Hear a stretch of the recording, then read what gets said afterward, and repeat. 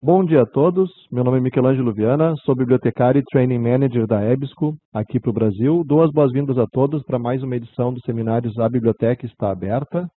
Hoje com a presença do nosso colega da EBSCO, Rui Francisco, que vai nos apresentar hoje o tema do projeto Fólio. Então ele vai fazer uma atualização para toda a comunidade brasileira dessa atualização que está sendo feita em relação ao projeto Fólio.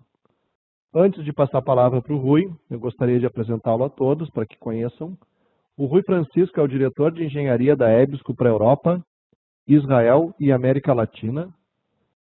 É formado em engenharia de sistemas e possui mestrado em data mining e atualmente frequenta o Lisbon MBA, com colaboração com o MIT. Ele faz parte da família EBSCO já há 8 anos e antes de ingressar na EBSCO, o Rui trabalhou no consórcio português BON, Biblioteca do Conhecimento Online, que é o consórcio português equivalente ao portal da CAPES, lá em Portugal, como responsável de sistemas de pesquisa e linking. O Rui possui uma vasta experiência em projetos de integração de biblioteca a nível mundial para apoiar o mercado brasileiro. Então, seja bem-vindo, Rui. Já vou passar para ti também a palavra e a apresentação para que tu possa iniciar já essa brilhante fala. Muito obrigado, Michelangelo.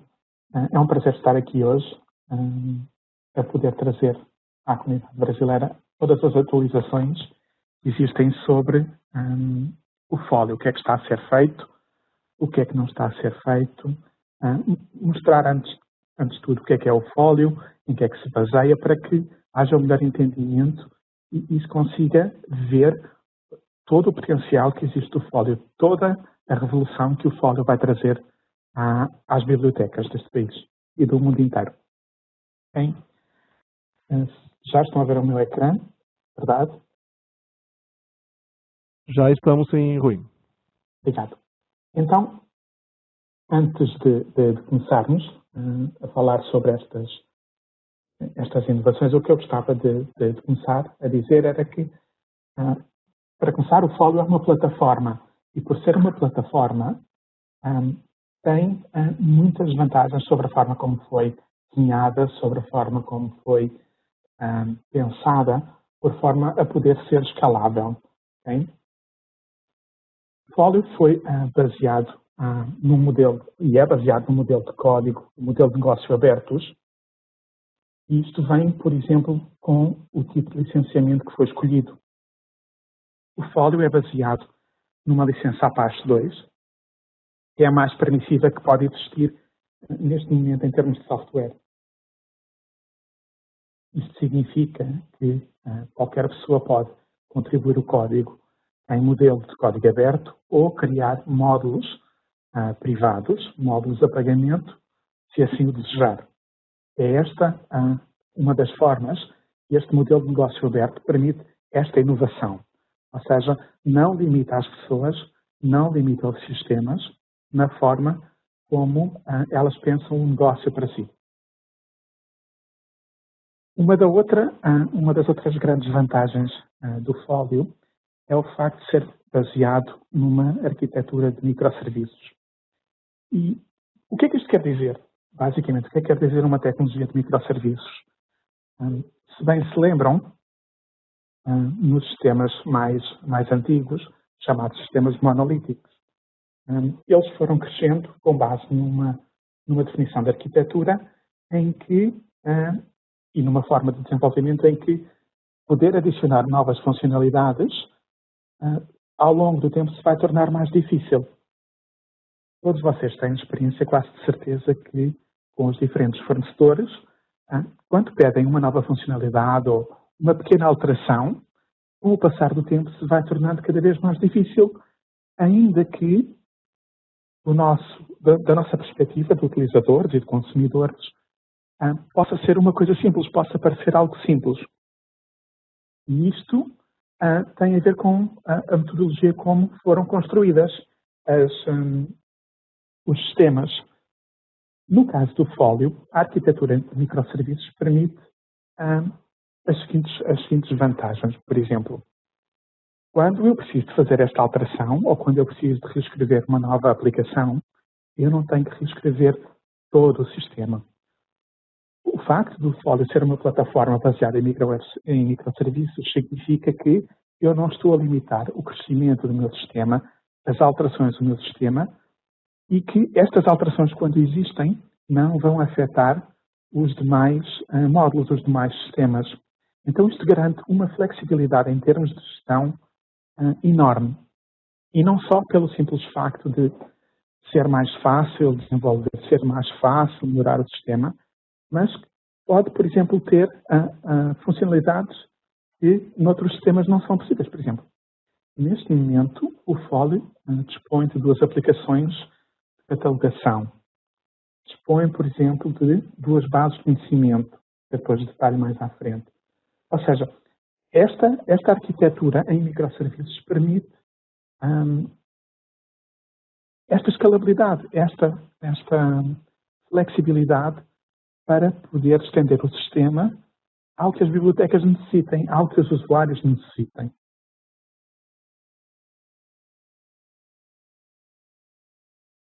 Depois, quando nós falamos de um ecossistema open source, de um ecossistema vibrante, o que é que isto quer dizer?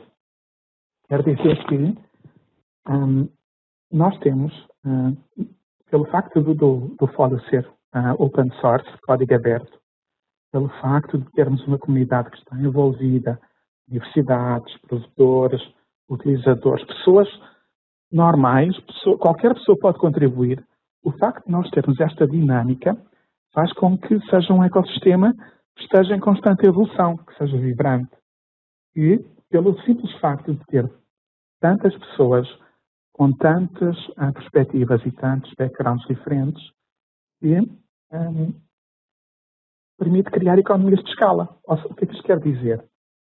Isto quer dizer que, por exemplo, uma universidade pode querer adotar o sistema por si própria, o código é aberto, eles conseguem ir e descarregar o código, ou podem falar com um provedor e pedir para ser o provedor a fazer a instalação do sistema, a configuração.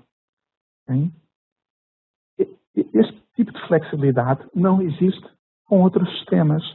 Por exemplo, quando nós compramos um outro software, qualquer de catalogação, não importa qual seja, nós estamos literalmente presos a este fornecedor, porque para formação, para treinamento, tem que ser com aquele fornecedor. Para atualizações, tem que ser com aquele fornecedor. Se nós não estivermos contentes ou satisfeitos com o serviço deste provedor, nós não podemos mudar, temos que mudar o sistema todo, com tudo o que isto implica, trabalho, pessoas, tempo.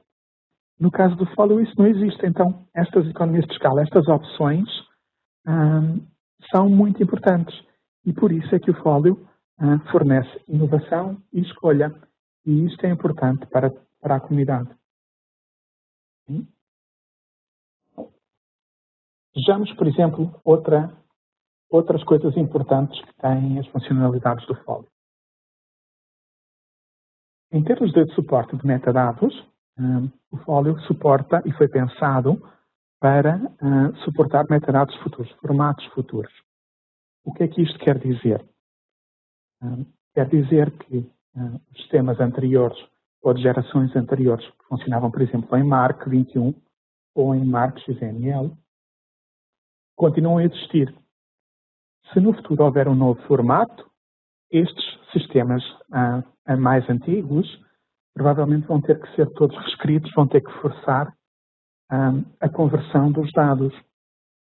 No caso do Folio, ele foi desenhado para ser flexível também este ponto do formato dos metadados, para que, quando existe um novo modelo de dados, um novo formato de dados, se possa utilizar sem haver a necessidade de uma conversão, sem forçar a conversão dos dados. Em alguns casos podem perder dados, mas no caso do Folio, pelo facto de haver esta funcionalidade, não existe este forçar, este obrigar um usuário ou obrigar uma biblioteca a fazer uma migração. E nós estamos a falar de coisas tão simples como Mark, WMCore, EAD, são tudo formatos que no futuro, como o RDF, RDA, quando forem integrados, não requerirão fazer uma migração dos dados. O Folio consegue tanto mostrar como editar os respectivos metadados. Outra coisa que o Folio tem é, por exemplo, múltiplas bases de conhecimento. E, no caso do Folio, permite utilizar até estas múltiplas bases de conhecimento em simultâneo. O que é que isto quer dizer, por exemplo? Qual é que é a vantagem que isto tem para uma biblioteca ou tem para uma comunidade? Significa que, por exemplo, há pessoas que podem curar a informação que está disponível nos sistemas para poder ser utilizada. E pode haver bases especializadas em determinadas áreas que podem ser utilizadas em conjunto com outras que são específicas para outra área. Normalmente, nos sistemas tradicionais, este tipo de flexibilidade, poder utilizar múltiplas bases de conhecimento, não existe. No caso do Folio, sim. E isto é escolha, isto é inovação, algo que até ao momento não existia. Outra coisa que o Folio permite é, por exemplo, ter uma visão global de toda a coleção da biblioteca. Seja ela impressa, seja ela eletrónica, sejam repositórios, sejam diferentes fontes de dados que são integradas. Ou seja, não é preciso ter aplicações diferentes para poder ver todas as áreas que estão disponíveis na minha biblioteca. O Folio consegue ter essa visão,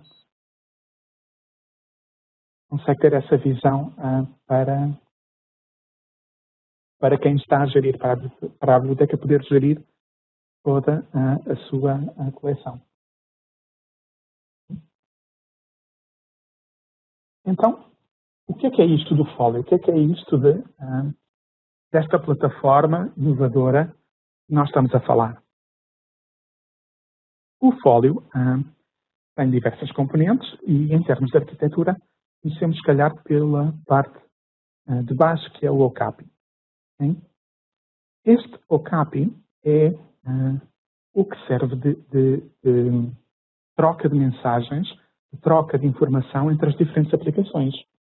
Ou seja, é como se eu tivesse um sistema de correios, um SEDEX, e quero enviar uma mensagem de uma aplicação da minha casa para a casa de um familiar.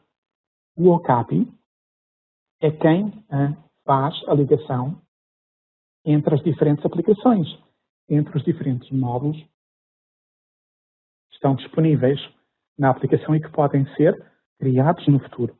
Todos eles vão utilizar o Okapi. Neste caso, o Okapi foi construído também de raiz, de forma a ser multi-aplicação e multi-tenant, ou seja, eu consigo conversar com diferentes sistemas de transporte de mensagens. E isto vai garantir uma grande flexibilidade de sistemas, a possibilidade de integração, garantir que vão conseguir falar uns com os outros. E quando nós falamos, por exemplo, de aplicações, no caso do Folio, nós temos dois grandes tipos de aplicações, dois grandes grupos de aplicações. Estamos a falar, por exemplo, das aplicações core, ou seja, aquelas que vêm do sistema, que fazem parte do sistema nativamente, e depois temos as aplicações que não, e ainda que existam e que possam falar com o Folio, não fazem parte do Folio em si. Elas comunicam com o Folio. E deixem-me dar alguns exemplos. Por exemplo, no caso das aplicações que fazem parte nativamente do Folio, nós estamos a falar de aplicações como catalogação, circulação, o módulo de aquisições que permite efetuar as compras e módulos como recursos eletrónicos. Tudo isso faz parte do Folio nativamente. Quando eu vou ao site do Folio e descarrego o Folio, estas aplicações estão presentes. São as aplicações core. Depois, há um outro grupo de aplicações que são as aplicações que são desenvolvidas pelas empresas que querem que os seus sistemas falem com o Folio. E nós estamos a falar, por exemplo, de catálogos coletivos, estamos a falar de sistemas de descoberta, e neste caso, no caso da EBSCO, nós temos, por exemplo, o caso do EDS, o EBSCO Discovery Service, que, não fazendo parte do Folio, nativamente, consegue conversar com o Folio, consegue utilizar as APIs do Folio para poder interagir, para poder, por exemplo, fazer uma indexação de catálogo, para poder utilizar um sistema de reservas, para poder trazer informação dos repositórios que estão disponíveis no Folio, ou seja, consegue conversar através do OCAPI para poder trazer a informação. E no final, quando nós estamos a falar do Folio, já falámos de como é que as aplicações falam entre elas, qual é que é o sistema de mensagens, já falámos quais são as aplicações que existem, core e não core. No final temos o interface para o utilizador, para o usuário. E uma das preocupações que existiu no momento do desenvolvimento do Folio foi que o seu aspecto fosse consistente. O que é que isto quer dizer? Quer dizer que, independentemente de quem fizesse os módulos, de quem fizesse as aplicações, o Folio não seria afetado por isso, ou seja, teria sempre o mesmo aspecto visual para o usuário final. E isto é conseguido através do Stripes, que é a última camada, em que utiliza tecnologias modernas como React ou Redux. E isto basicamente quer dizer que nós estamos a falar das tecnologias que nós temos no Facebook, nós temos no Twitter, estas tecnologias que nós gostamos e que são amigáveis, porque funcionam bem, são as mesmas que são utilizadas no Folio.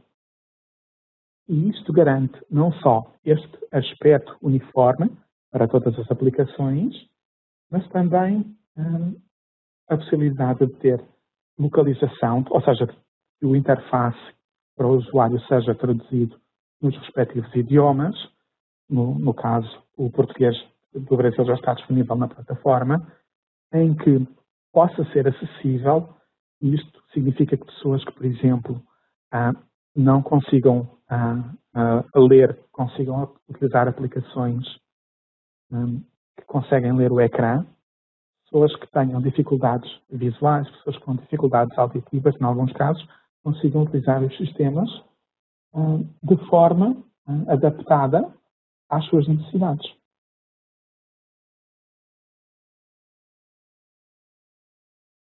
Então, já que estamos a falar do Folio, o que é que significa isto do Folio? Onde é que está? Já está? Já posso utilizar na minha biblioteca? Então, basicamente, o Folio já está em produção. Já há instituições que já estão a utilizar o Folio nas suas universidades. A primeira destas instituições foi a Universidade de Chalmers, na Suécia, e que saiu em produção em setembro do ano passado, em setembro de 2019. Eles foram a primeira instituição no mundo a utilizar o Folio e a utilizar todos os módulos do Folio. Significa que eles têm toda a parte de catalogação, têm a parte de gestão de recursos eletrónicos, circulação, aquisições, todos estes módulos. Ou seja, foi a primeira instituição a ser totalmente gerida pelo Folio. Depois, este ano, em janeiro de 2020, tivemos duas instituições nos Estados Unidos, Cornell e o Missouri State University, implementaram o Folio, a parte de gestão de recursos eletrónicos, os módulos que permitem gerir todos aqueles periódicos que podem, por exemplo, vir da CAPES, que podem ser comprados à CAPES, ou que são comprados diretamente a um editor e que precisam de ser geridos de uma forma centralizada. Em abril deste ano, no mês passado, saiu a ZBW, que é basicamente a Biblioteca Nacional de Economia na Alemanha. Ou seja, eles também passaram a utilizar o Folio, a gestão de recursos eletrónicos, na sua biblioteca. E isto é a maior universidade de economia do país.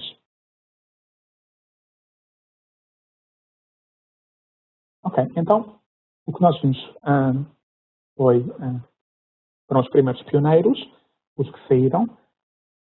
Durante a implementação do Folio, houve uma preocupação da equipe em fazer a divisão por fases. E isto foi para garantir que se conseguia focar nas necessidades dos primeiros grupos, por forma a que não se dispersasse no desenvolvimento das funcionalidades importantes. E então, neste segundo grupo de pioneiros, que vai acontecer na metade deste ano, nós temos instituições como a Siemens University, o Missouri State, que antes tinha implementado só a parte de gestão eletrónica e que está neste momento a fazer a migração dos seus dados para poder gerir a biblioteca de forma completa, desde catalogação, circulação, aquisições, etc. Temos outras instituições que estão a testar o sistema. Eles descarregaram o código, instalaram e estão a testar com os dados reais para ver se o Folio consegue atender às suas necessidades. E depois de eles fazerem estes testes, estão a trabalhar com equipas da EBSCO a garantir que terminar os planos de implementação, como é que se vai fazer a migração, se os fluxos de trabalho que existem neste momento devem continuar a ser os mesmos ou se podem ser melhorados, porque o Folio traz benefícios ao nível dos fluxos de trabalho. E o que nós estamos a ver é que estas universidades aqui abaixo, mais este grupo, 5 universidades, vai adotar o Folio em diferentes modos, de acordo com as suas necessidades. Até ao final, desde o meio de 2020 até ao final, até o início de 2021, nós vamos ter outras instituições que estão também a testar ativamente o Folio com os seus dados. Estamos a falar, por exemplo, do GBV, que é o maior consórcio alemão. Estamos a falar deste consórcio que gera dezenas, se não centenas de bibliotecas. Estamos a falar, por exemplo, da Universidade de Lehigh, da Universidade de Alabama, tudo instituições relevantes nos seus países e que escolheram o Folio como a aplicação que vai gerir a universidade, as bibliotecas. E depois, no final, na segunda metade de 2021, nós vamos ter as universidades abaixo, por exemplo, a Universidade de Chicago, o Five Colleges System. Estamos a falar, no caso do Five Colleges, estamos a falar, por exemplo, de um consórcio em que eles escolheram o Folio para gerir os diferentes membros e ter também uma visão consorciada do que é que está a acontecer neste sistema de bibliotecas, neste sistema de universidades. E instituições também como Texas A&M, Cornell, para fazer depois a gestão completa da sua biblioteca. Então, e como é que nós chegamos até aqui?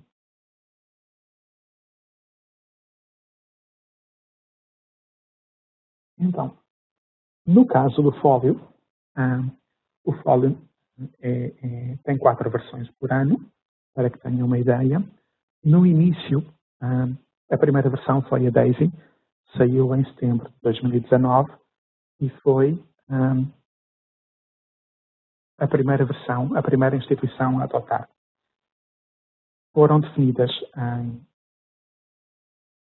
um determinado grupo de funcionalidades que deveriam estar para gerir os primeiros pioneiros e foi esta a metodologia que foi utilizada para fazer a gestão de que funcionalidades é que deveriam ser implementadas em cada um de uma das versões. Okay? Se vocês verificarem aqui por baixo, os grupos de funcionalidades, as versões, as releases do Folio estão mais ou menos alinhadas com a definição dos grupos de pioneiros que foram que foram decidindo adotar o Folio. E isto foi particularmente importante porque quando se fala num projeto de código aberto como o Folio, nós estamos a falar que existe muitas funcionalidades que têm que ser implementadas, muitas pessoas. Estamos a falar de que devido a esta dispersão, tanto de funcionalidades como de pessoas que podem existir, é difícil gerir, então é preciso focar nestas funcionalidades. Então, podemos ver aqui que nas diferentes releases foram sendo adotadas as funcionalidades que eram importantes. Não é a EBSCO que decide que funcionalidades é que são inseridas em cada versão, em cada release. Este tipo de informação, este tipo de decisão é tomada pela comunidade, é tomada nos grupos de interesse especial, por um conselho de produto do Folio, que faz a decisão do que é que sai, do que é publicado em cada versão. E o que nós podemos ver, por exemplo, é que atualmente o Folio está na versão Fame Flower, e a próxima será o Golden Rod. E nós estamos a falar que, por exemplo, quando se pensou a primeira vez, a primeira release, não havia necessidade de pensar em funcionalidades como migração de dados entre versões. E que, com a adoção dos diferentes sistemas, foi importante verificar que era necessário e, por isso, de cada vez que forem adicionadas mais funcionalidades e mais membros que possam adotar, serão adicionadas estas funcionalidades específicas e que vão sendo necessárias. Se repararem também, inicialmente havia muitas funcionalidades e com o avançar das versões, reparem que no último bloco nós ainda não temos grandes funcionalidades definidas. A comunidade ainda não definiu o que é que ia acontecer. E isto é para vos mostrar o seguinte. Se vocês repararem aqui por trás, existe este fundo azul, que parece um cone. E isto é chamado o cone da incerteza. Isto porquê? Porque com o avançar das funcionalidades e do tempo, é mais difícil prever o que é que vai ser em cada uma delas.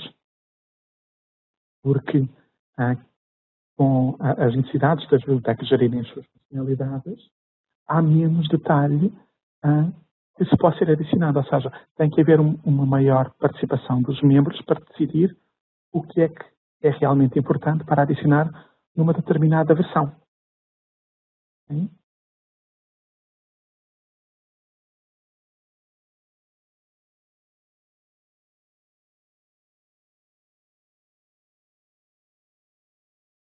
E então, neste caso, se vocês virem na próxima versão, o que nós estamos a falar é de melhores funcionalidades de migração de dados, melhores funcionalidades de exportação de dados.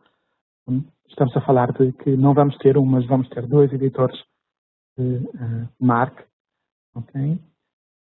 Esta flexibilidade é mesmo devido às necessidades da comunidade, de ela poder implementar os módulos que são necessários. Okay? Então, nesta versão que nós estamos a falar aqui, a Fame Flower, ela foi publicada com muito mais funcionalidades do que as que aparecem aqui. É uma lista enorme de funcionalidades, mas neste caso eu destaco aqui coisas tão importantes como a correspondência de substituição de registro, ou seja, quando nós importamos um registro, se já houver, se ele deve ser atualizado com esta nova informação. Estamos a falar, por exemplo, de fazer uma seleção de registros no Folio e poder exportar este lote de registros num determinado formato. Exportar também, por exemplo, os comprovantes contábeis para sistemas que não tenham, por exemplo, um rato, ter um melhor desenho do interface do usuário, permitir que ele consiga navegar melhor com o teclado, permitir, por exemplo, campos personalizados ao nível do usuário, a possibilidade de suportar moedas extras que não sejam só o dólar, ou seja, o real brasileiro pode ser configurado e suportado, importação de ficheiros KBART, basicamente são as listas das revistas que nós escrevemos a um determinado editor, a possibilidade, por exemplo, de ter uma aplicação que se chama eUsage, que faz a coleta de estatísticas dos editores, dos provedores, através de Sushi.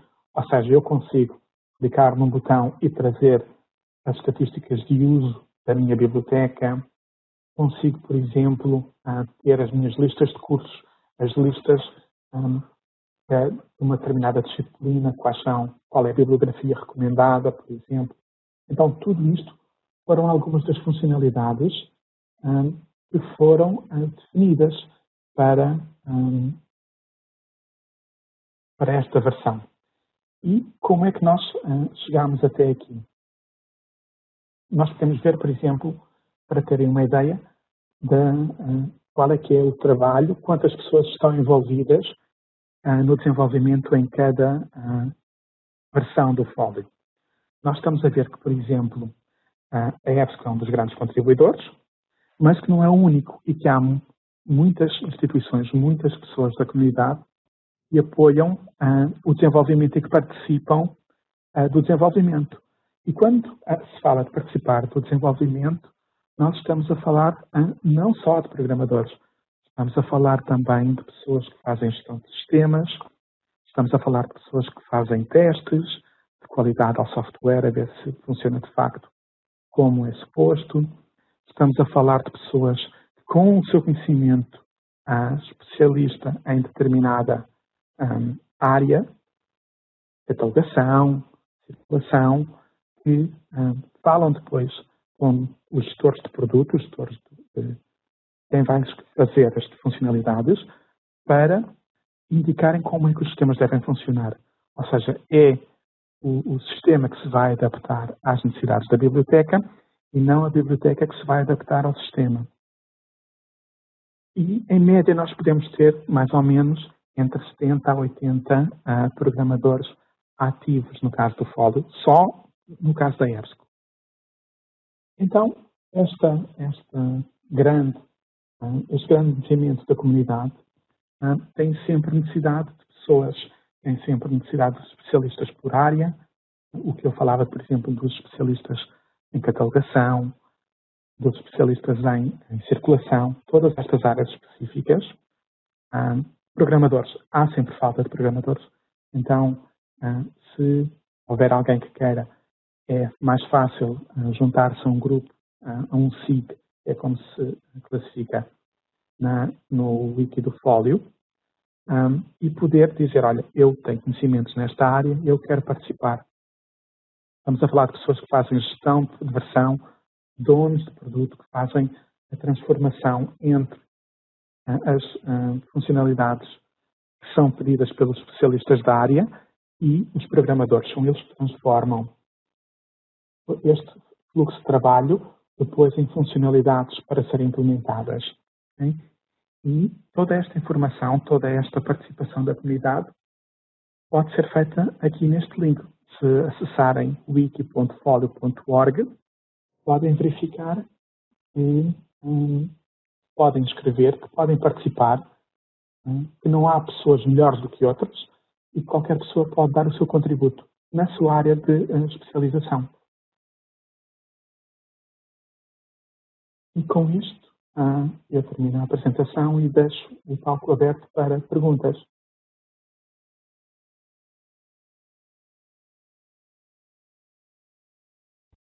Muito obrigado, Rui, pela excelente apresentação.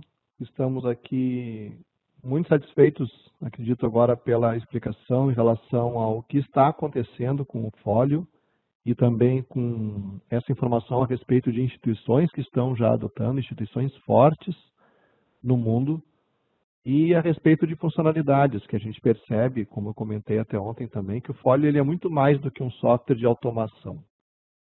Quando a gente conhece softwares atuais de automação, de bibliotecas, eles têm os módulos tradicionais de catalogação, circulação, aquisição. Alguns, inclusive, incrementam. A gente ouve às vezes falar que o software está sendo melhorado porque agora permite que eu coloque a capa do livro. Mas não é o suficiente quando a gente tem informações digitais e essa fase da pandemia está nos mostrando que cada vez mais é necessário que a gente consiga não só oferecer o acesso a conteúdos digitais, mas fazer a gestão deles de uma maneira integrada, como a gente está acostumado a fazer com os documentos impressos do nosso catálogo. Então, ontem mostrei, acho que é importante sempre ressaltar, contratei um conteúdo novo, eu quero disponibilizar os e-books, as revistas que fazem parte daquela coleção, imediatamente a gestão é feita no Folio e o usuário vai perceber isso de maneira automática no seu sistema de descoberta. Se ele quiser criar, a gente comentou isso ontem também, que o Folio em si não tem uma camada de OPAC, então se a instituição quiser criar um OPAC, ela pode criar, ou ela pode adotar uma opção que ela vai fazer a gestão também. Então fica a liberdade também para a escolha da camada de acesso, mas a gente fala, no nosso caso, com os serviços da EBSCO, a gente vai promover essa integração de maneira natural, como eu demonstrei ontem, entre o Folio e o próprio EDS. Então, quem inclusive já é cliente do EDS hoje, vai ser natural a transição da utilização dos conteúdos pelo próprio usuário. Vou aproveitar a primeira pergunta que foi feita aqui pela Lucília Vieira, ela é da UNEB, Salvador, Bahia. O Folio traz a perspectiva de fortalecimento de parcerias entre as instituições, além de possibilitar a adequação às reais necessidades da biblioteca. Na realidade, até não foi uma pergunta, mas em si um comentário. E realmente, Lucília, até o próprio Rui pode nos dar também um conhecimento por conhecer essa realidade já na Europa, de como está acontecendo, não só na Europa, mas também na América Latina, Rui. Seria interessante a gente falar na nossa realidade aqui mais próxima, instituições hoje parceiras que estão trabalhando nesse movimento. Então, o que eu verifico do movimento que existe no Folio, tanto na Europa como na América Latina, é que há uma grande participação, há uma grande vontade de participar, de dizer que os sistemas têm que funcionar de uma determinada forma e não as bibliotecas. No caso da América Latina, nós estamos a falar da participação de instituições e de pessoas individualmente que fazem o desenvolvimento do Folio. Estamos a falar, por exemplo, no caso do Brasil, nós estamos a falar do Tiago Murakami, que fez a tradução do Folio para português e que está a participar nos grupos de interesse especial. Estamos a falar, por exemplo, da UNAM, que participou e que fez o desenvolvimento do módulo de multas de circulação. Estamos a falar de outras instituições que estão a fazer na América Latina a conversão, os sistemas que permitem a conversão ou a migração dos dados para o Folio. Então, não importa se nós somos uma instituição pequena, grande, se queremos participar a título individual, há espaço para todos e a comunidade apoia esta participação, precisa da participação de todos os membros que queiram contribuir. E por isso, se estiverem dispostos a colaborar, a dar a vossa participação, são muito bem-vindos. O IBICT também está envolvido, no caso do Brasil, com a participação em diferentes eventos, em disseminação, em colaboração, em educação. O IBICT é um parceiro muito forte no Brasil.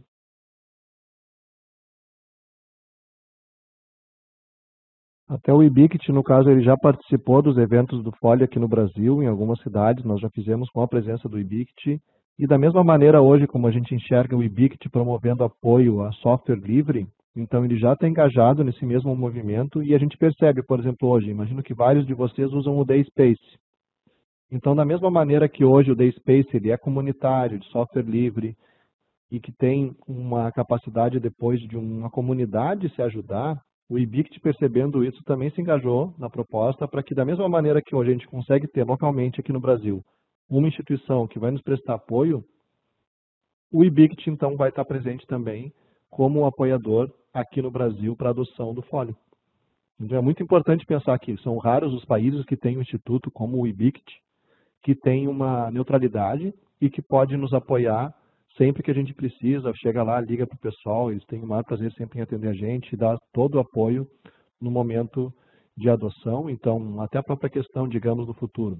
Tem o manual do Folio, vai ter que ser necessário fazer uma tradução, eles vão apoiar, inclusive, nesse movimento. Então, claro que é um processo colaborativo, Então, o próprio SIG Brasil, ele já está pré-definido. O SIG ele não vai ser gerido pelo EBSCO, então a gente fala isso, não é gerido pelo Open Library Foundation, ele é gerido pela comunidade. E no Brasil, quem está gerindo, então, esse Special Interest Group de necessidades brasileiras é o IBICT. Então, convido a todos também depois, à medida que esse grupo entrar em ação, a aderir a esse grupo e participar, e dar sugestões, e acompanhar, colaborar com ações do IBICT nesse processo de adoção do FOIL aqui no Brasil.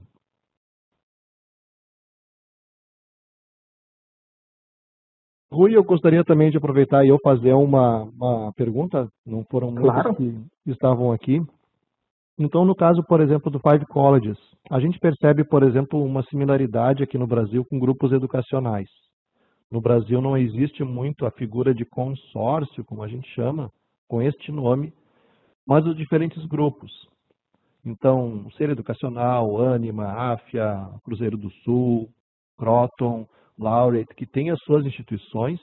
Então, hoje, seria uma alternativa, por exemplo, para esses grupos, usando essa estratégia que a Five Colleges vai ter capacidade, assim que já tiver disponibilizada essa função, de adotar para fazer a gestão consorciada? Sim. O FOLD é uma excelente alternativa para estes grupos educacionais que, a partir do momento em que adquirem diferentes universidades, vão precisar de dar a estas universidades a sua gestão individual, mas em que este grupo educacional consiga ter uma visão global do que é que existe em cada uma das instituições, de implementar serviços, por exemplo, de empréstimo ou de subscrição individual, serviços que, pelo facto de estarem separados, provavelmente não existiam e que não tinham forma de controlar. Havendo este modelo similar ao Five Colleges, em que existem diferentes instituições debaixo de um único acordo ou de um único consórcio, por assim dizer, vai facilitar e vai permitir às instituições ter melhores serviços, ter melhor resposta em termos de conteúdo para os seus alunos e vai-lhes permitir melhorar os tempos de resposta em termos de serviços aos seus usuários finais. Não, perfeito, até entendimento que às vezes eu tenho acompanhado agora visitando diversos desses grupos aqui no Brasil. Estou tendo o prazer de conhecer diferentes grupos e realidades, algumas inclusive com uma questão histórica e ao longo do tempo vão sendo, digamos, incorporadas aos grupos, às instituições com diferentes sistemas. Então, imagino que hoje também vai haver uma capacidade de importar dos diferentes sistemas para o Folio. Sim. No caso da implementação de um folio, se uma instituição escolher a EBSCO, uma das primeiras etapas que existe é verificar se os fluxos de trabalho que estão disponíveis ainda fazem sentido. Se, pelo facto de se ir implementar o folio, se é possível melhorar estes processos, deixá-los mais leves, deixá-los mais rápido, e depois, então, de fazer este pensamento sobre o que é que as bibliotecas querem ser, o que é que as instituições querem ser em termos de serviço para os usuários finais, então se implementa o sistema de acordo com estas melhorias. É esta, no caso da EBSCO, uma das metodologias de trabalho que escolhemos quando implementamos o Folio. Perfeito. Então, acredito que responde sim essa pergunta no sentido até melhor respondida, foi muito melhor respondida, porque pensem assim hoje. As bibliotecas, querendo ou não, quando compram um sistema monolítico, até como foi a fala do Rui, muitas vezes tem que agir ou trabalhar de acordo com o software. O Folio, justamente até por ser de software de código aberto, eventualmente algumas questões de fluxo, podem ser adaptadas, e ele já está sendo pensado, até fiz questão de exibir ontem, Rui, toda a equipe de UX que nós temos, User Experience, que pensa, assim como no Folio, assim como nas plataformas como o EDS, em melhor experiência de trabalho otimizada para o nosso cliente, seja o bibliotecário que está fazendo a gestão agora no Folio, seja o usuário que está pesquisando no EDS. Então, a preocupação grande em melhorar os fluxos, e não, aí diferentemente do que eu comentei, ter que se adaptar ao software que a gente usa hoje. Então, para o próprio grupo educacional, por exemplo, ter que trabalhar com diferentes formas de trabalho e realidades, porque cada instituição hoje de um grupo tem um software diferente, eu consigo, então, aprimorar e melhorar esse processo adotando o Folio. Tem uma pergunta aqui que é interessante que a gente mostre, Rui, também se tu puderes abrir a página do SIG para mostrar aqui para o pessoal, que se existe algum fórum ou lista de discussão e como as pessoas podem, então, se envolver nesse trabalho aqui no Brasil e de que maneiras. A melhor forma de acessar é wiki.folio.org. Nesta página, neste wiki, vou aumentar aqui o tamanho da letra, neste site do wiki do Folio, nós conseguimos encontrar aqui informação correspondente ao projeto. Nós estamos a falar, por exemplo, dos grupos de interesse especial que existem, de como é que é o processo de implementação, quem é que são os recursos da comunidade, se nós queremos participar com algumas especialidades, com programadores ou donos de produto, podemos clicar e poder participar.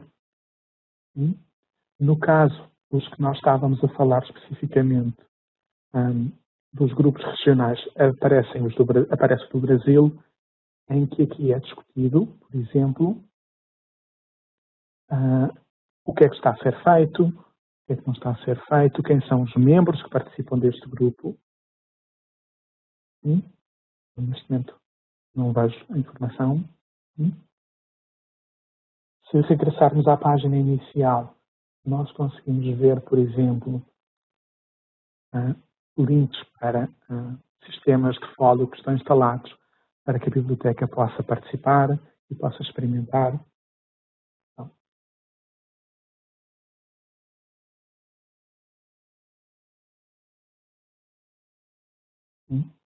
Eu consigo ver a informação dos sítios onde nós estávamos. Consigo ver, por exemplo, webinars ou videoconferências que foram gravadas previamente em eventos anteriores para eu aprender sobre, por exemplo, como é que algumas decisões foram tomadas. Consigo ver alguns sites de teste em que eu consigo testar. Consigo ver, por exemplo, informação sobre o que é que está a ser planeado na próxima versão. Tenho aqui toda a informação sobre o projeto. É um projeto de código aberto. É um projeto em que toda a informação está disponível à comunidade. Então, se nós virmos que podemos adicionar alguma mais-valia à comunidade, é possível adicionar. É possível participar.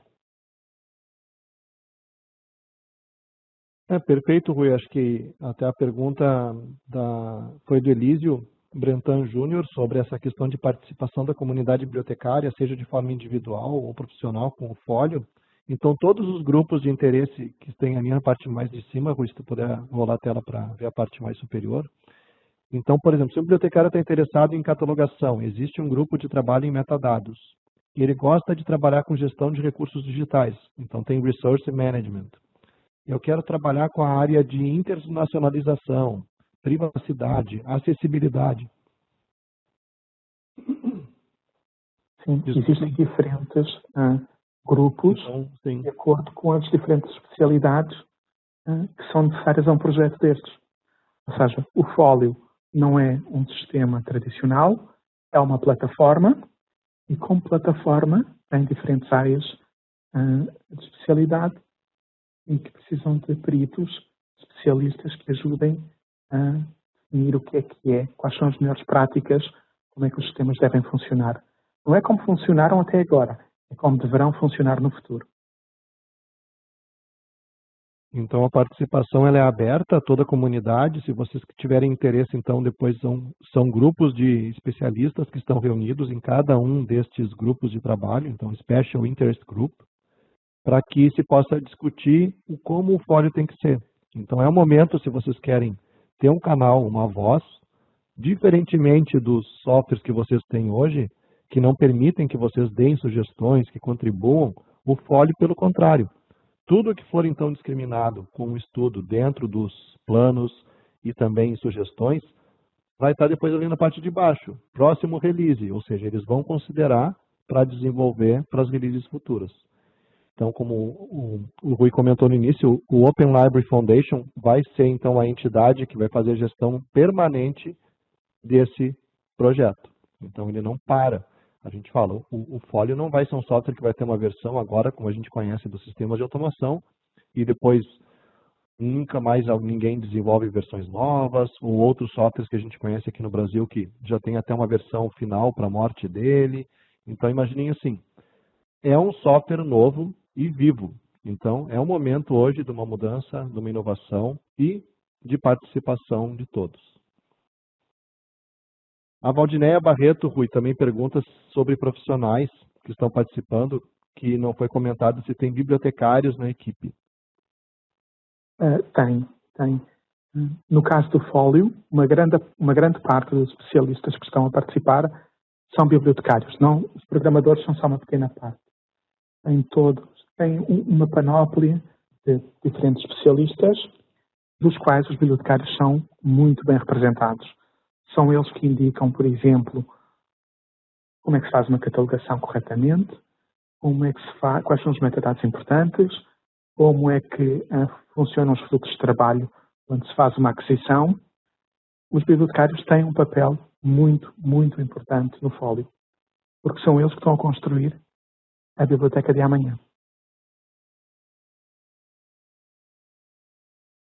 Espero que tenha até esclarecido para a Valdinéia e para todos. Eu tive o prazer também já de conhecer, por exemplo, o próprio Miguel, que é da área também de bibliotecas da UNAM.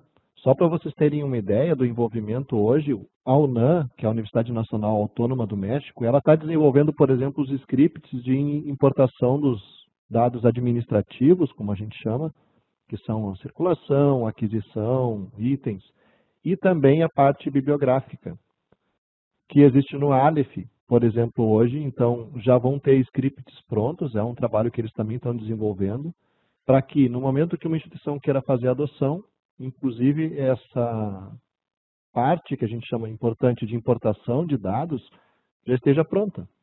Então, são pessoas hoje lá envolvidas num grupo grande. A UNAM ela é composta por mais de 120 bibliotecas. Então, todas as equipes de bibliotecários que trabalham na universidade estão envolvidas. A própria UNAM tem um grupo de 5 programadores que está desenvolvendo hoje, em tempo parcial, o software. Então, imaginem que existem bibliotecas reais trabalhando em necessidades reais com equipes de profissionais de bibliotecas. Não são programadores ou, daqui a pouco, um especialista só em informática que está desenvolvendo, que não sabe o que é FRBR, não sabe o que é RDA. Pelo contrário, eles hoje estão desenvolvendo esse software dentro da própria biblioteca. Então, no caso, até para vocês saberem, a equipe de programadores que eles têm na UNAM são 5 pessoas, sendo 4 mulheres.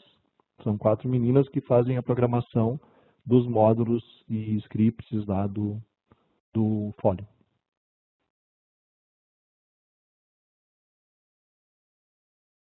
Por enquanto não temos mais perguntas, Rui, então eu acredito que se ninguém tiver mais alguma pergunta adicional para que a gente possa fazer, a gente já pode também ir dando já encerramento.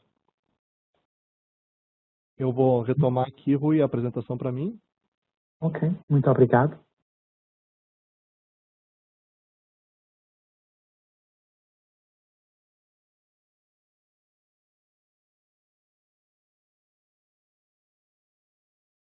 Vocês devem ter visto agora que a tela sumiu e está voltando.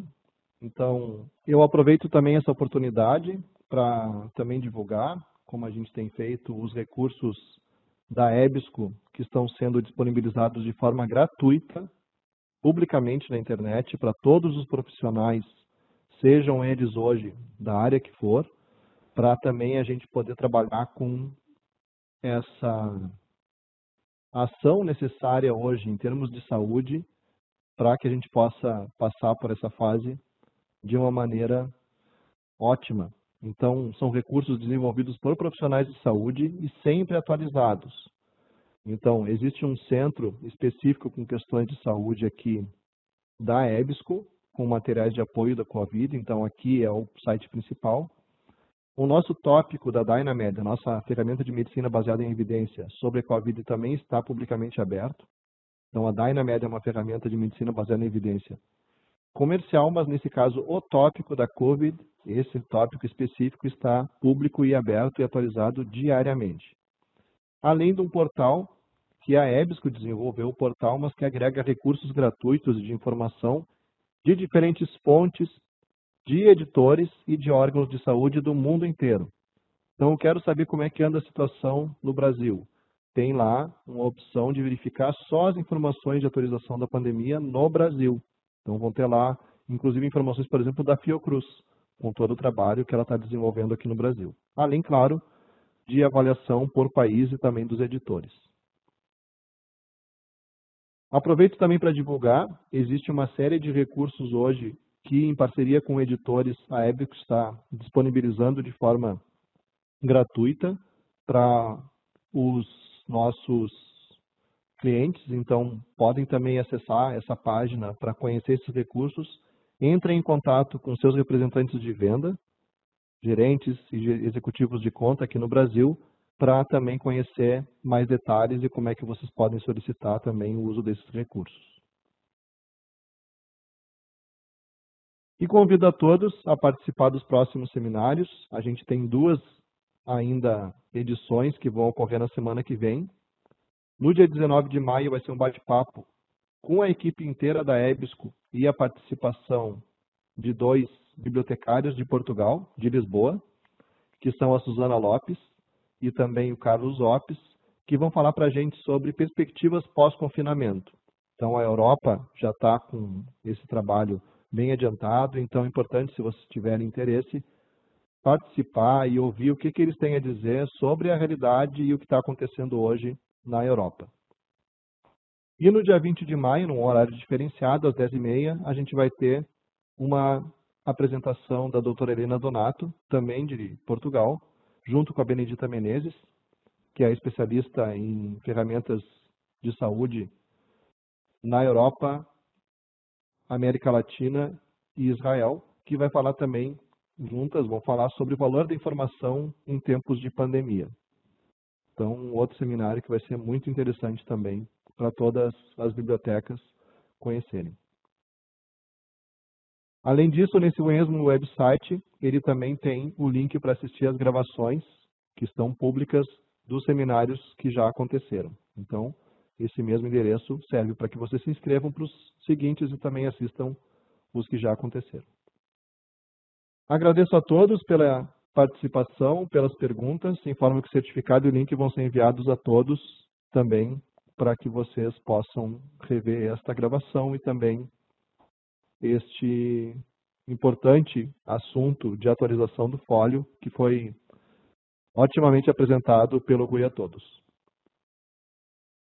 Um grande abraço, um excelente final de semana a todos e nos vemos na semana que vem.